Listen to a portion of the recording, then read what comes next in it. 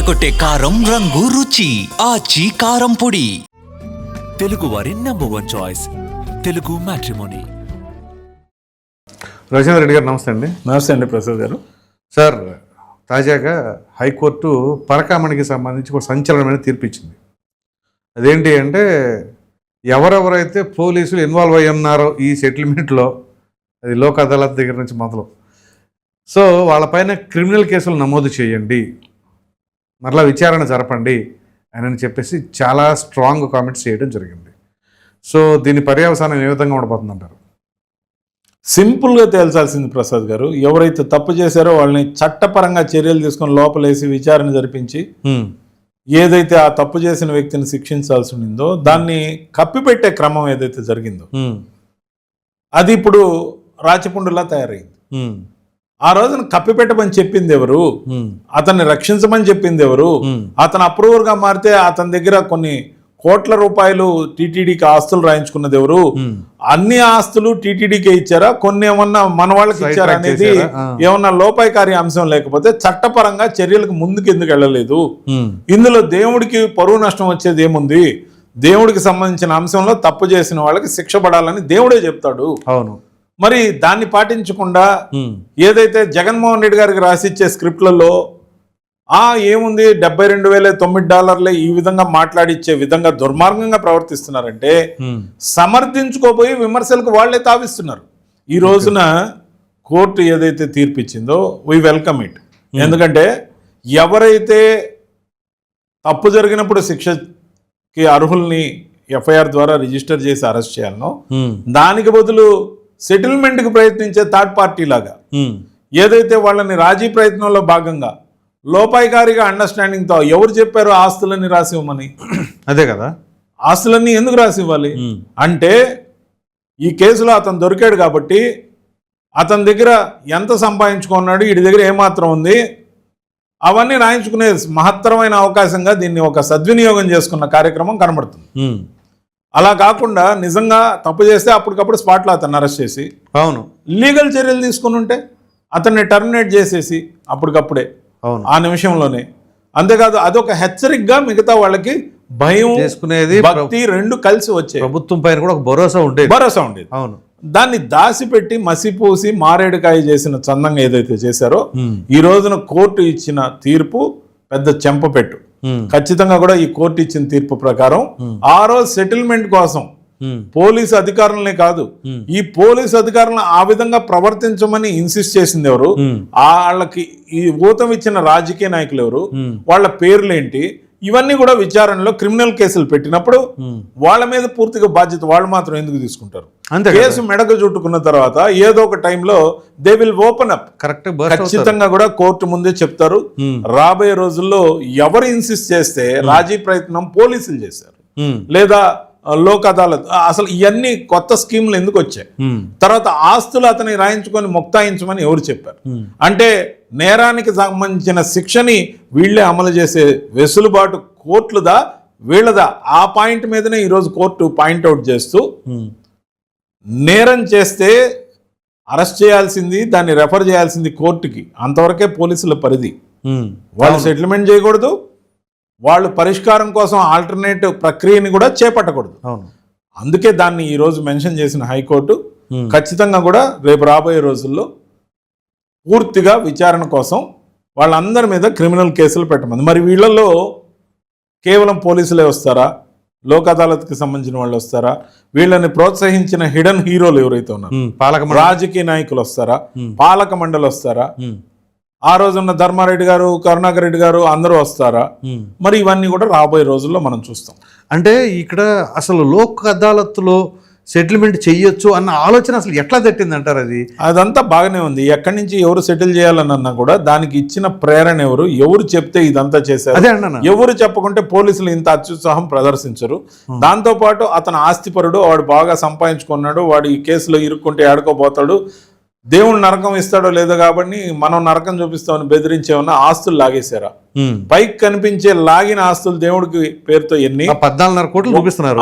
మిగతా ఎన్ని? దాదాపు 100 కోట్ల రూపాయలు ఆస్తులు లాగారనేది ఒక ఆరోపణ, స్పెక్యులేషన్. స్పెక్యులేషన్ ఉంది. అవును. మరి 100 కాకపోతే 20-30 నొక్కేశారా, లేకపోతే ఒక 50 ఎంత నొక్కారా? అయినా సరే ఆ బాధితుడు ఈ రోజు అప్రూవర్ గా మారిపోయాడు. సోమవారం ముందు చెంపదెబ్బలు వేసుకొని కోర్టుకు వచ్చి అంతా నిజమే చెప్తానంటున్నాడు. ఈ దశలో మా ప్రభుత్వం అతనికి పూర్తిగా రక్షణ కల్పించాలనే సంకల్పంలో ఉన్నాం. ఎందుకంటే అతని నోరు నొక్కే ప్రయత్నం జరగకూడదు అనేది మా కోరిక. అతను అప్రూవర్ గా మారిపోయి కోర్టు ముందు వచ్చి మొత్తం అన్ని నిజాలు చెప్పేసి అందరి పేర్లు చెప్పేస్తే దేవుడు అతన్ని క్షమిస్తాడని నా యొక్క సూచన, సలహా అతనికి కూడా.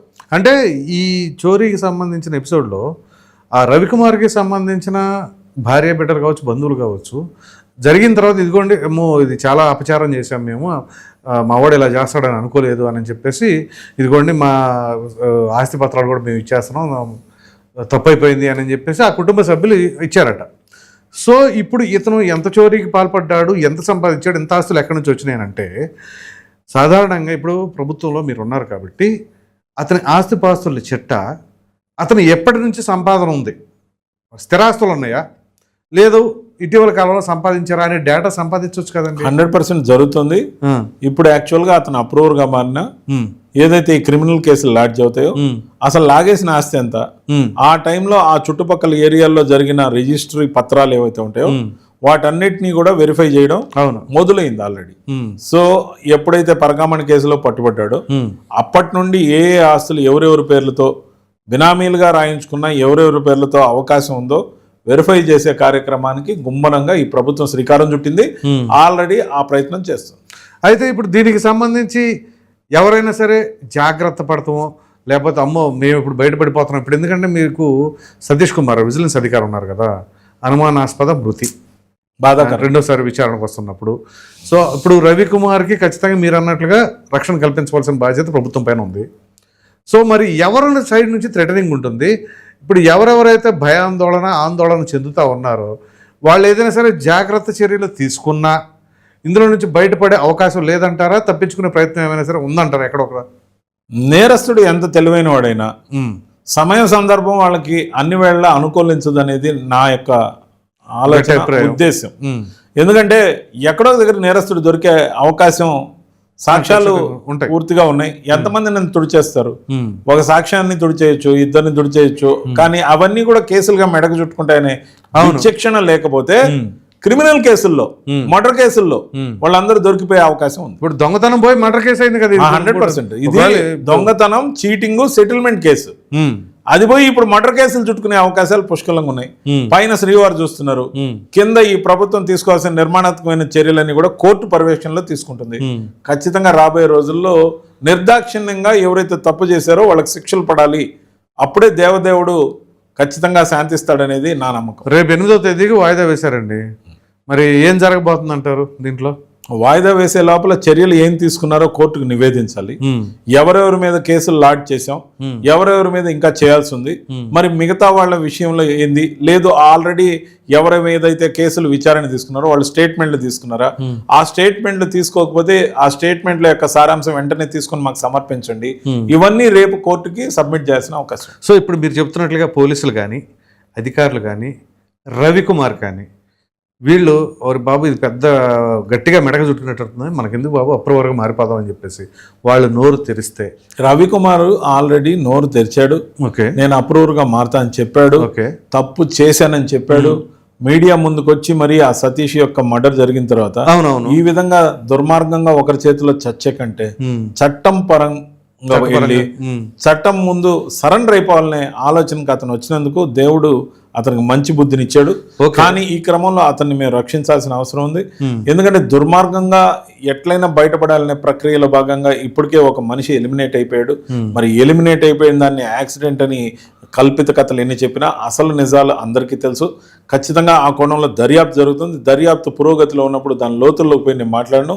ఖచ్చితంగా కూడా ఆ కుటుంబం అయితే ఆ మనిషిని కోల్పోవడం చాలా విషాదమైన విషయం. ఎందుకంటే అతను సాక్ష్యం చెప్పడానికి వస్తున్నాడు. అవును, ఆ సాక్ష్యం చెప్పడానికి బయలుదేరిన వ్యక్తి, తనంతట తానుగా బయలుదేరిన వ్యక్తి అతను అకారణంగా చనిపోతే దానికి వేరే ఉద్దేశాలు ఆపాదిస్తే సో దర్యాప్తుని దేవుడే నడిపిస్తాడని నేను అనుకుంటున్నాను. అయితే ఇప్పుడు ఈ పోలీస్ అధికారులు కానీ ఎవరైనా సరే వాళ్ళు కూడా లేదు మాకు పలానా దగ్గర నుంచి ప్రెషర్ వచ్చింది, పలానా వ్యక్తి ఫోన్ కాల్ చేశారు, మమ్మల్ని ఇలా చేయమన్నారు అని గనక వాళ్ళ పేర్లతో సహా బయట పెడితే అందులో గనక రాజకీయ ఒత్తిడులు ఉంటే సదరు రాజకీయ నాయకుల భవిష్యత్తు ఏ రకంగా ఉండబోతుంది అంటారు?